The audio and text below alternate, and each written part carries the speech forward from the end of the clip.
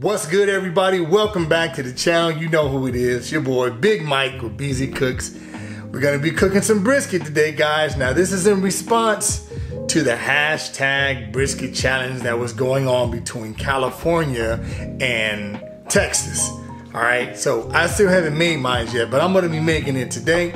Now this isn't a battle, this is a collaboration. We're all doing this for fun and just showing that who can cook brisket. All right, nobody can taste the brisket. It's basically based on the appearance, but we're all supporting each other. So with that being said, guys, let's get right to the cook. Let me show you how to trim this brisket first. I want to shout out you. Yes, you, my subscriber. Guys, it is hot out here, man. For science. For science. For science.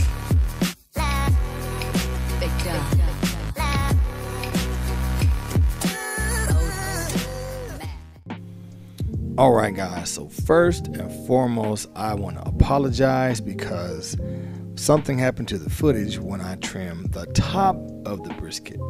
So let me just go over what you do for the bottom of it. As you can see here, I'm trimming all the excess fat and the silver skin off. You want to do that first.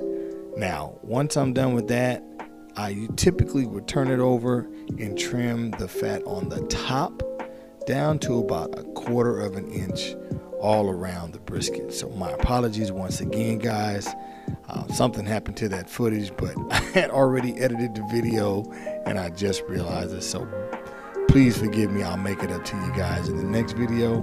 You can see I'm cutting the heel fat out right there. That will not render when you cook it, as you can see, but it makes good tallow. So that's what I did with that fat, guys. Alright guys, so I'm getting ready to go outside and we're going to put our meat on the smoker. But I wanted to show you something. So I'm usually dealing with hot grates, and usually when you use these big pit mitts, you can't really feel anything. So I've kind of found a solution for it. I got some thin, like no cut gloves. These gloves that'll help you so you don't cut yourself.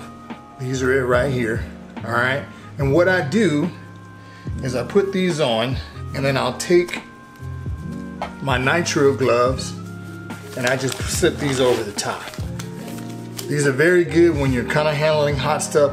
It's not made to pick up like super hot stuff, but especially when I'm wrapping my brisket and I want to take it off the smoker, these work really good. So definitely want to give these a try. I'll put a link down in the description in case you want to purchase these. They're really cheap, probably less than $10, right? And it just makes it so that you can kind of grab stuff and still feel it without using those really thick gloves, and you can't hardly feel anything. Okay, guys? All right, so got my gloves. We're getting ready to go outside and put some meat on the grill. Let's go. All right, guys, so we are out here with the magnificent Mr. Fonz here. This is a Lonestar Insulated smoker, okay? We're gonna open it up and we're just gonna get ready to put our briskets on, all right? Awesome, so got my gloves, easier for me to pull out these racks, okay? All right, so we're gonna put our brisket on to the smoker.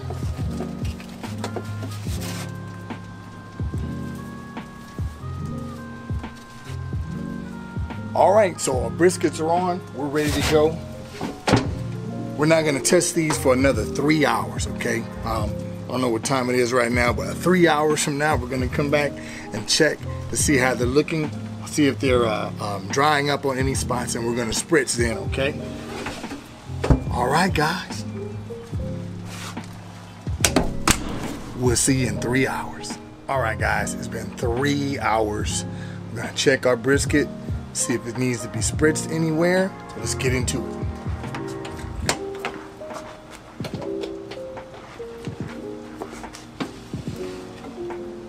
All right, so we're starting to get some color. I'm gonna check the temp just in case. Well, not really just in case. It's not up to temp, but let's see where it is. All right, so we're at about 160. Not time to wrap yet. Definitely not the color we want, but it does have a few dry spots where it's a little dry at, I'm gonna spritz those areas. Now if you'll notice, this side over here, on this side of the brisket, is starting to turn brown quicker than the other side. The reason being is that my heat is coming from this side of the fire pit. So what I'm gonna do, I'm gonna switch this with this, okay? We're gonna just switch sides. So let me spritz this up a little bit. Just on the areas where it needs spritzing. Okay. Alright, so let's move this over. Let's move this big puppy over here. And this little guy over here. Alright. Let this guy share some of that heat. Okay guys, so every hour from now, I'm gonna check it until it's time to wrap. But we will come back when we come to wrap. I'm not gonna come back every hour, but we'll come back when it's time to wrap. Stay tuned.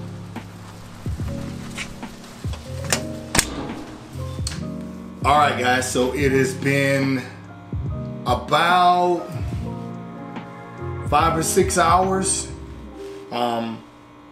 It's time to wrap. As you can see, I don't know if you can see this. See that? Good color on it. So it's time to wrap. I think my temperature might have been at about 177, okay? So it's time to get it. It's pushed through the stall. So we are going to wrap it. All right, so I've got some brisket paper here. So we're gonna make this first fold over the top and fold over like this.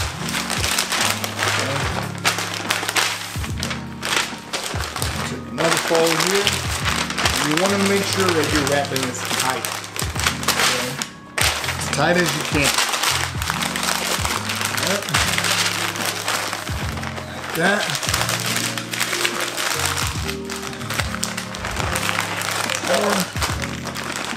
Alright, you are ready to go.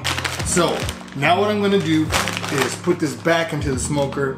Now, I'm going to let this cook until it gets tender, okay? We're cooking for tenderness now. I'm gonna pretty much probe it, and I want the probe to go through this meat like it is hot butter. You understand? It's gotta be tender, okay? You cook it till it's done, then you cook it till it's tender. And that's what we're doing, okay? So I'll see you guys when we come back. We're gonna take it off the smoker, let it rest, and then I'm gonna slice it for you and taste it for science, y'all. Stay tuned. Okay, you guys see that light spot right there? When you're cooking a brisket, liquid will pool up right there, and if you don't tip your brisket to get the liquid off, it will leave that light patch. But no worries, it doesn't ruin your brisket, just gives it a light patch. All right, so as you can see, I'm slicing my flat across the grain all the way until I get up to the point. Okay, once I get to the point, I'm gonna turn it to the side. Look how juicy that is. And we're gonna start to slice that against the grain, like about the size of a number 2 pencil. All right, and there, that piece you see right there, that's where your burnt ends are gonna come from. This was a really good brisket, had a nice fat content on it, and the bark came out pretty good on it. If I must say so myself, I enjoyed it. Hope you guys like it, but that's how you slice a brisket. Okay guys, so the brisket is done. You saw how we sliced it. Now we're gonna give it a taste. But I just wanna show you, usually when I'm done making a brisket, this is what I do with it. I put it in, you know, neatly into a foil pan, all right? So my favorite part is the burnt ends, so we're gonna go for the burnt ends. Let me just show you. Let's give it a taste for science, you guys.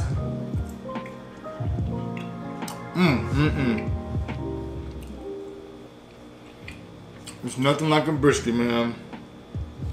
And what I love about it is that peppery taste, heavy on the pepper, gives it that authentic Texas brisket taste, you guys. Doesn't get any better than that. So guys, if you're new to my channel, please hit that subscribe button, quit playing with your life. Smash that like button if you like the video. To see more videos, click up here. To subscribe to the channel, you're gonna click down here, guys. Looking forward to making more videos for you guys out there. Appreciate all the love and support. This is Big Mike with BZ Kush Guys signing out. We'll see you in the next video. Peace.